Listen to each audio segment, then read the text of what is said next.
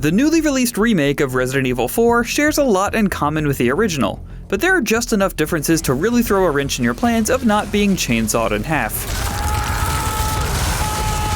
Thankfully, if you don't want to be chainsawed in half, we've assembled our RE4 fans on staff to pass on to you the best tips we know. Here are 9 combat tips for Resident Evil 4. You gotta be kidding me. Like any good survival horror game, ammo is precious.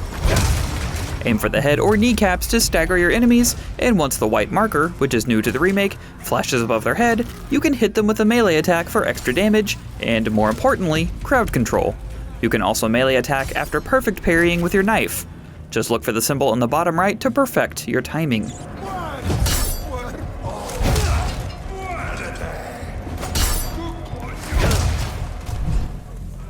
New to the remake are several different knife skills.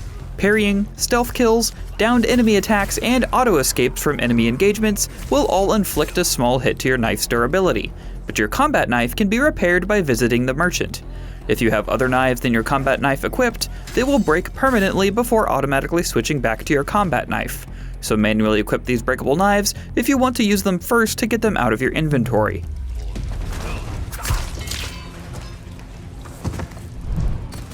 If you take down an enemy and the white mark appears above their head while they're still wiggling around, make sure to use your knife to finish them off quickly. Otherwise, they'll come back in their bent neck form, or later in the game, as their much more dangerous Las Plagas form.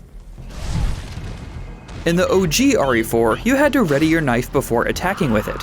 You can still do that in the remake, but you can also just press the weapon fire button without aiming anything first to start slashing away. Readying it before pressing the weapon fire button will perform a quick stab, while just pressing the fire button without aiming will do a slower but wider slash. And if you think you're fast enough, a quick stab to the eyes will stagger your enemies enough for a melee attack, just like a headshot. These different knife actions will all degrade the knives by drastically varying amounts. Things like the aforementioned stabs, slashes, and parries will only hurt the knives a little, while stealth kills and quickly escaping chokeholds will make them break a lot faster. These amounts also vary depending on which knife you're using and the amount that you've upgraded them, so keep an eye on the knife meter to see what damage exactly you're doing to your equipment, to decide if saving a little bit of your health is worth the massive hit to durability. Traps return in this remake with a few differences. Enemies can set bear traps mid-battle, and also get caught in them, so use that to your advantage to thin out the herd a little bit. And if you don't want to deal with them, slash or poke at them with your knife to set them off safely. You can also deactivate tripwire traps by crouch walking towards them and interacting, rather than having to shoot them like the first game. You can, however, shoot them after the fact to still harm your enemies. More than just doing damage, a big part of surviving in Resident Evil 4 is keeping your enemies away from and in front of you.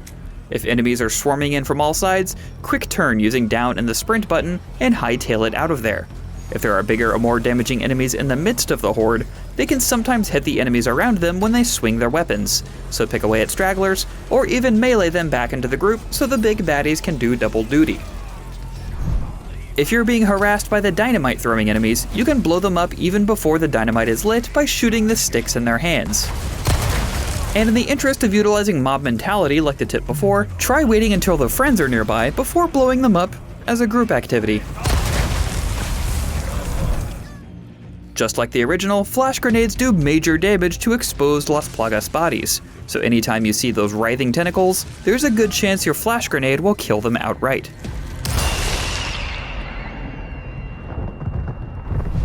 Hopefully these combat tips make you a force to be reckoned with in the dilapidated villages of Resident Evil 4's Europe.